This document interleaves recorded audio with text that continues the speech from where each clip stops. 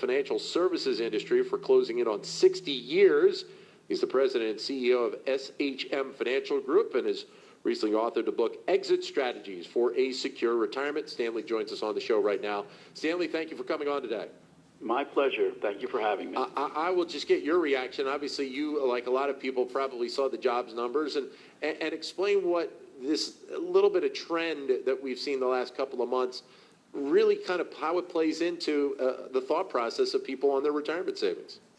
Well, it's one of the reasons we wrote this book. It basically, you talk to people, they have a variety of different things they're trying to do at different times in their life, and they put money in different places, so you really have to have some form of an exit strategy so that you're prepared for all these kinds of contingencies that are constantly going to happen, whether you're investing in the stock market, annuity contracts, certificates of deposit, whatever it is.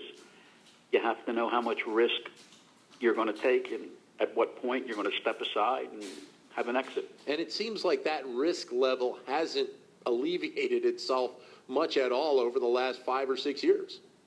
Well, no, and as the government keeps the interest rates at these ridiculously low levels, the complacency sets in, and people sort of think that, the market basically, as it's been funded by these low interest rates, will continue forever and a day, and obviously that's not happening, and it's not going to happen. So it's constantly change. From that last comment, I will take it that you fall into the category of you would like to see some sort of an interest rate bump here sooner rather than later.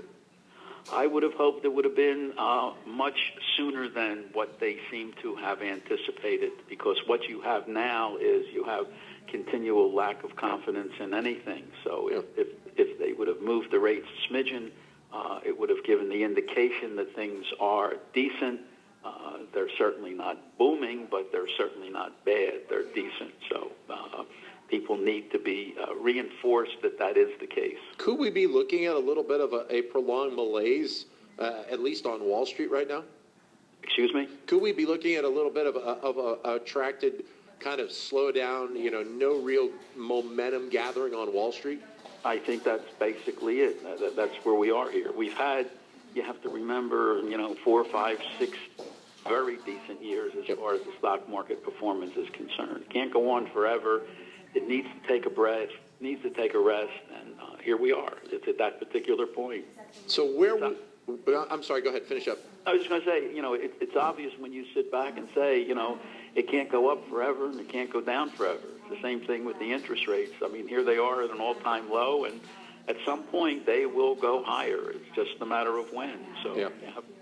What do you see then? I mean, as we sit here, the beginning of October, for investors, what is just kind of the general approach that they need to be thinking about right now when you're talking about your investment money and your retirement money?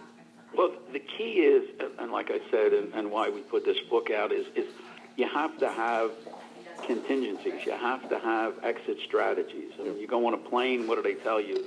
First thing they do is, show you where the exit is and what happens when the oxygen drops, and you put the mask on and you take care of yourself, and then you take care of the person next to you. You go to a movie, they point out where the exit is. You have to have exit strategies for almost anything that you put your money into. You have to know what you need the money for and when you're going to need it, and therefore have contingencies to take care of that. Many people do not, do that. Go ahead. I'm sorry. The time horizon for different people is different. When you're retired, you're not adding any more money to your pile of money. Yep. So you have to be careful as to where that is and when you're going to need whatever it is you're going to need. When you're 35, it's a whole different, scenario. Part of the title of your book, the subheader of your book, is Protect Your Income. And I get the feeling that those words are very important now and might be for the foreseeable future, it seems like. Absolutely. I mean, there's no question.